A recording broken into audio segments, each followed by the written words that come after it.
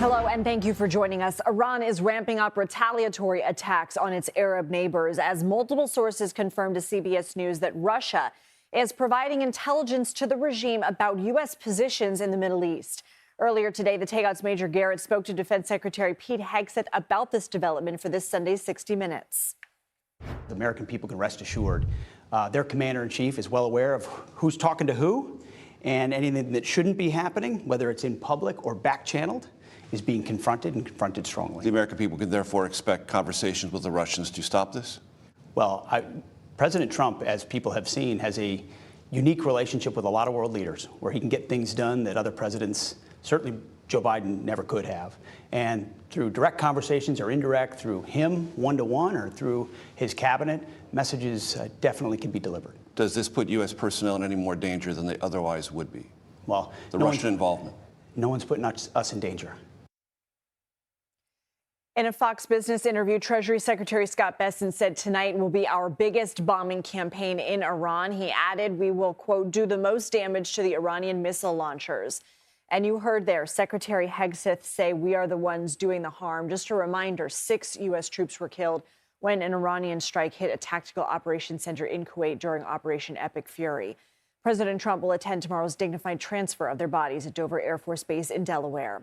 In a Truth Social post this morning, President Trump appeared to rule out negotiations with Iran, saying in part, quote, there will be no deal with Iran except unconditional surrender. He added the U.S. and its brave allies and partners will work tirelessly to bring Iran back from the brink of destruction.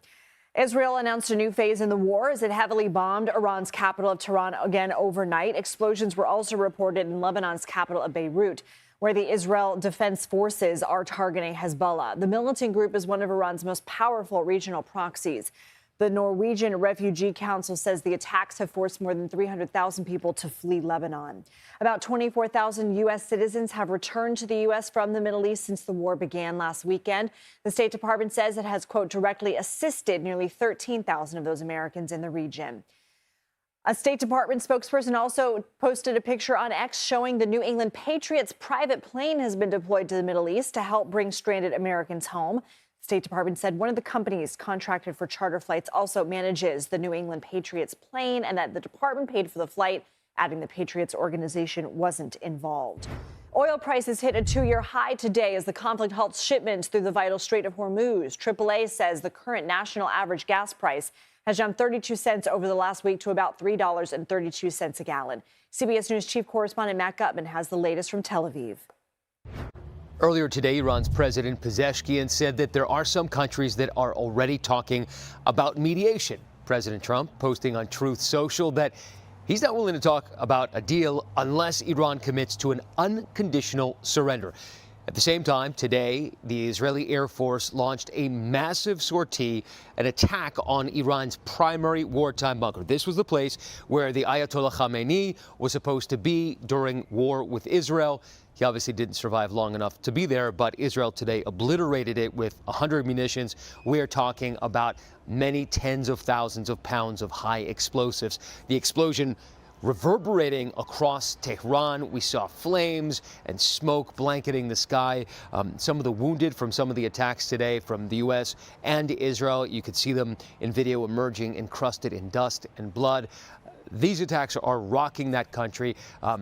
Caroline Leavitt at the White House saying that the U.S. is now crushing Iran and that this is all going to accelerate in the coming days because the U.S. now has air supremacy over Iran, means its planes, bigger planes, bombers, anything it wants, can do whatever they need in terms of attacking and picking off Iranian military installations and regime sites as it chooses. That as the pace of missile attacks and drone attacks from Iran has decreased significantly. We've had a number of those sirens here in Tel Aviv today, but not many missiles actually even making it through to Israel that we have seen. All of them, as we understand it, picked off pretty high in the atmosphere by Israel's missile defense shield. This as pressure is building on President Trump, not only from Democrats who are not happy with the way that he has dealt with repatriating Americans from the region, but also among the Gulf allies. an Emirati billionaire in Dubai tweeting at him, did you think about it before you pulled the trigger? Did you think about the collateral damage? And the Qatari energy minister saying that in a matter of days, the entire production of oil in many of these Gulf countries is going to stop. He predicted that oil could rise to $150 a barrel, and right now it's already at an 18-month high. Back to you. All right, Matt Gutman, thank you. Let's bring in CBS News Chief White House correspondent Nancy Cortez. Nancy, after his meeting with the CEOs of several defense companies today, President Trump said they agreed to quadruple production of the exquisite class weaponry. Do we know what's included in that? No, he didn't define it. Usually, exquisite class weaponry has to do with a very specific and small number of weapons. So it's not clear if that's what the president was referring to. Nevertheless, he does say that he met with these major producers. We're talking about Raytheon, Lockheed Martin, Northrop Grumman, Boeing, companies like that, and they discussed production and production schedules. And some of those companies did put out statements themselves afterwards saying that they are going to ramp up production. This as the White House continues to insist that when it comes to mid-range missiles, they have all the weaponry that they need. But there have been questions about whether the U.S. and whether allies in the region have enough missile interceptors. And so that's why meetings like this one are so important. And 3 sources confirmed to CBS News that Russia has given intelligence to Iran on U.S. assets.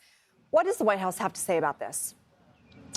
What they are saying, Lindsay, is that it really doesn't matter if the Russians are giving intelligence to the Iranians or not, because they say that they have such overwhelming military superiority that they are able to counter any intelligence that the Iranians might get, and that furthermore, they have their own intelligence capabilities, and they know who the Iranians are getting information from and when. I asked the White House press secretary today what this was going to mean, however, for the president's relationship with the president of Russia, Vladimir Putin, who is engaged in his own war that the U.S. has been trying to bring to an end unsuccessfully for years. Take a listen to what she had to say. Has the president's faith in Russia to cut a peace deal with Ukraine been shaken by the knowledge that Russia is apparently supplying intelligence to Iran in this conflict? I think the president would say that peace is still an achievable objective with respect to the Russia-Ukraine war. You saw Special Envoy Witkoff put out a tweet yesterday announcing a new prisoner exchange between both Russia and Ukraine. So it's something this administration still wants to see, and something I know the president will continue to work on. Has he expressed any frustration to Putin about this intelligence? I'll let the president speak on that directly.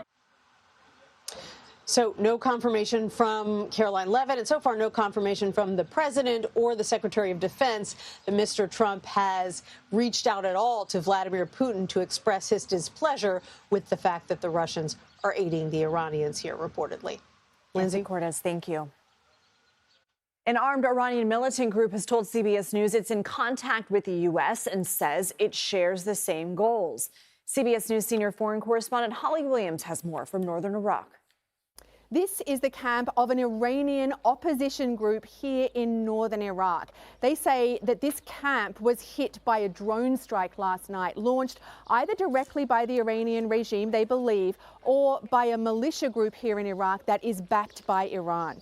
Now, there are several Iranian opposition groups operating here in northern Iraq, and some of them are armed. President Trump, speaking in an interview yesterday, encouraged those groups to go on the offensive against the regime, saying it would be, quote, wonderful if they wanted to do that.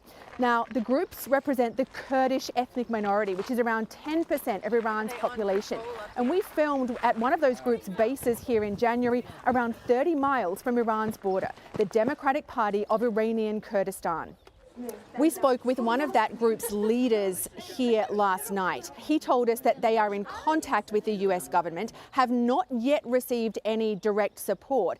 But he told us he believes they share the same goal, which is to topple the Iranian regime. When we asked him whether they'd been promised any support if they launch a military offensive inside Iran, he said he couldn't answer that. He said it was too sensitive. Now, this would not be the first time that Kurdish groups have teamed up with the US. We witnessed Kurdish fighters help defeat ISIS in Iraq and Syria, working hand in hand with America.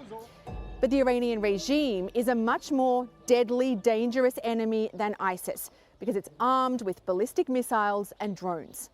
Holly Williams, CBS News in northern Iraq.